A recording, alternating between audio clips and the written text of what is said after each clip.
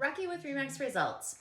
I wanted to give you a couple little tips about front load washing machines. Now, I think most of us have had to deal with that they sometimes get an odor. So how I help combat that is there's a couple things. Every couple months, I go ahead and I clean out the filter. So for you, I have a Samsung front load washer, and down here on the bottom, there is a filter in that. If you just push it, it'll open up. There's a filter that unscrews and clean it out. You will be surprised how much stink you get coming from there, okay? Make sure you have like a pan or something underneath it and a towel because it does let out some water and so it can make a little bit of a mess. The other thing that I do once a month is I go ahead and I will clean the washing machine barrel out as well.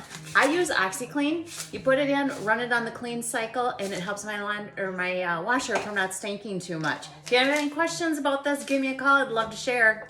Thanks, bye.